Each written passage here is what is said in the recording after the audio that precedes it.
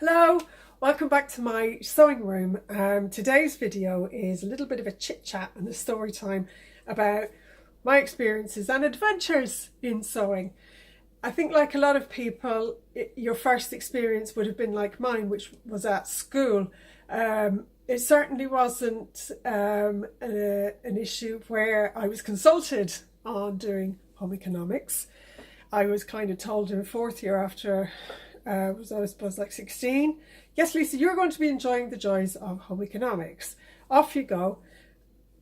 I never really expressed any particular desire, wish or want to be doing home economics, but you know, it was an Irish convent run by nuns who knew the best for you. So I trotted along to home economics. The experience of it was mildly chaotic, in fact pretty chaotic. We were told to go out into the world and find a sewing pattern and some material and bring it back, and we were going to make it and it was all going to be great and, you know, easy peasy lemon squeezy. No, it wasn't, for a couple of factors. Because number one, there were 26 girls to a room where I think there were maybe 8 sewing machines, so 8 to 10, of which at any given time you could be guaranteed about 4 weren't working. Now, whether that was sabotage, I don't know. And the teacher, who, as I look back now, had a nigh on impossible task. She was one woman with all of these people, novices, who had never done anything, and we're like, oh, what's that mean? What's French saying? I don't know what I'm doing. Annoying the head off her, and she would just walk around with this like kind of blanked out, glazed look on her face. Anyway, my dress only got as far as the shoulder seams and the side seams, basically the 2 long straight bits. Anything after that was just beyond me. And the dress was abandoned. I passed home economics, absolute miracle. Don't know how it occurred, but it was probably some sort of a pity vote. But anyway, it did spark something in me. It did kind of create a real interest in what you can do with clothes. Because at the time, it was the 80s in Ireland. And although we didn't live too far from Dublin, shopping in Dublin was a massive deal. It was a huge deal. But I didn't have the money or the resources to do that. So I was kind of thrown back on my own creative madness. And you know, like I said, it was the 80s and it was a free-for-all. It was every man for himself. You could do what you wanted. My idol was Madonna, with her granny's lace curtains in her hair, all the hair frizzed up around the front and just a mess, and her black lacy gloves with the fingers cut off. Now, my only experience thus far with lacy gloves have been my first communion, and they certainly weren't black, and they certainly didn't have the fingers cut off, and you certainly didn't have an armful of little plastic bangles, and she was fabulous, and I loved her. And with that sort of kamikaze, you know, adolescent approach to who you are and what you are, and you're finding out about yourself and you're just experimenting with stuff, I started to chop stuff up and rip things up and just mess around with what I had. I mean, I can't have been that wild, because my mum never once said to me, you're not leaving the house looking like that. So, you know, I just had fun with it all, as well as nasty, cheap hairspray that probably is, I'm singularly responsible for a huge gap in the ozone now just because of that. Black eyeliner, you know, pound shop lipstick. But you know, it was fun, made it work. But anyway, come to the end of school, and I had no idea. I had no idea basically about anything, least of all what I wanted to do. But the general consensus was that you got a proper job. So I got a proper job, and I forgot all about that sort of stuff. But clothes were still really important to me, and fabric. And I used to look and go, oh, I wish I could do something with that. So about 5 years ago, so I'm 50 now, so that's quite a long time of going, I wish I could do something. 5 years ago, my husband's job took us to America, to Texas, Houston. So my daughter was in school, and I had quite a bit of time on my hands.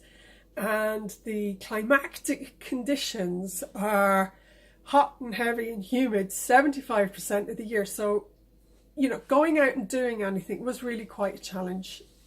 It was just incredible. So somebody suggested to me a good way to cocoon oneself and, you know, stay mildly sane was quilting. And it was like a whole new world opened up to me. So I got into quilting. And after a couple of years, I kind of started thinking, you know, how many more quilts can I make? This is kind of, it felt limited. It felt like a finite world. I mean, this quilt is probably screaming at me now, but to me, because I'm quite practical and I'm quite like, well, what's the use? Well, I have to be able to use this somehow. By chance, I was in a bookshop. I was in Barnes and Noble, and I was wandering around the sewing section, and I came across sewing books, like do-it-yourself, sew your own clothes things. And I'd never known that such a thing existed. I'd never seen such a thing in England, and here it was. And it was a book by a Swedish designer, and it was her creation of a range of clothes based on a tunic style, which she then sort of expanded on, and pairs of trousers, and it was a beautiful range. And the book was fabulous. It was so beautiful. It was so attractive, as well as the fabrics that she had had been designed by her as well, based on her travels and work in India, and they were beautiful. So you had the complete look. So I bought it. I thought, yes, I'm going to go home and I'm going to do this. It's going to be fabulous. Only to find that I had thoroughly overshot the runway with regards to my sewing skills. So I'd like spoons back a bit, took some sewing classes, and also discovered that YouTube is bursting with sewing tutorials.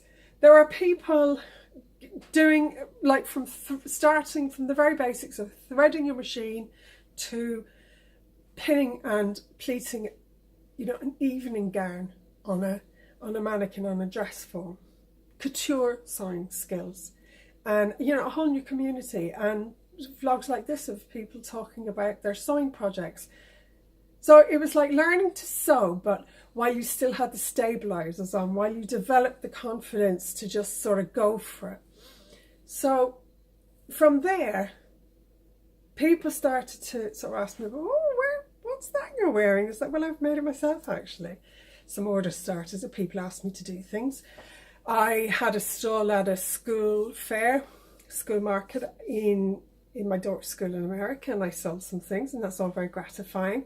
Somebody else then enlightened me to Etsy, which is an online shop for handcrafted items of jewellery, of home decor, of art, digital downloads. You know, there's all sorts of things, vintage bits and pieces that have been recycled, upcycled, you know, lots of crafts people. So I started to sell on there, as well as Facebook. Then it was like, well, like nobody who's working for themselves now can avoid the internet, can you know, not be on Instagram, not be on YouTube or Snapchat and Facebook, and you know, and doing all sorts of things.